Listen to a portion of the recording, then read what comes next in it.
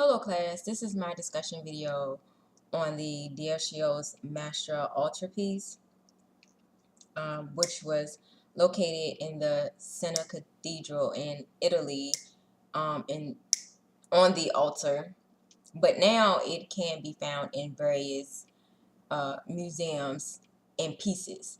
The only time you will see it as a whole piece is if it's a special ceremony, which will probably take work to get all of the pieces back together anyway. So it definitely have to be a special occasion for one to see that. Trying my best to give you guys a visual because it's a lot of detail going on, and it would be pointless to me explaining it to you without the visual. In English terms, this portrait means the Virgin Mary of Majesty, or Mother. She could be represented as the mother of church or the throne of wisdom. And if you look around her, you can kind of see, sorry, I have to go kind of like the opposite way.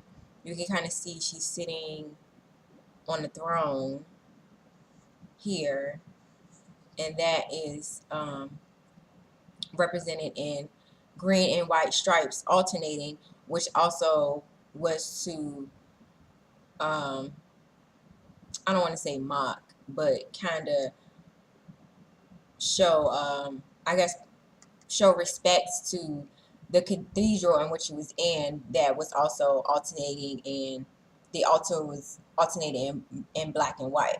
So that's to be kind of, representing that, but just alternating green and white. The middle part of the art, just this square piece right here, is 7 feet tall. The entire portrait was designed to be self-standing. It's really huge. It's dual-sided. It's considered to be, what's the word? Prolific. Has different panels of different stories, and I will explain the backside on a separate video. But for now, this step down right here is called a predella, and it's smaller portraits representing the early stages in the Virgin Mary's early life. It is in my interpretation that these images are smaller because her life story didn't really come significant until she was impregnated with Christ and gave birth, and then lived her life throughout, which kind of brings you to this top piece, which I thought was interesting because this was new information to me, that this top piece represents the Virgin Mary ascending to heaven, and it shows the story of her death and how she ascended to heaven to go be with her son, pretty much. So that's for that piece. Not sure if I mentioned it, but it's a flat, naturalistic, individualized portrait, primarily made in gold. I know that Duccio, his whole vision for this particular artwork was to create a realism and to humanize the experience, so that the viewer could feel the scene and feel the religious experience.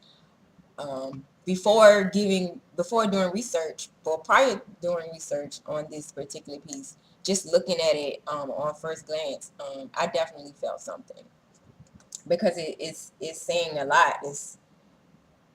It's giving you information from the beginning to the end. Especially this front half is definitely showing a lot of the earlier stages before Christ was crucified. You can notice that the Virgin Mary is the largest figure in this portrait, representing that she is to be the main focal point of the entire artwork.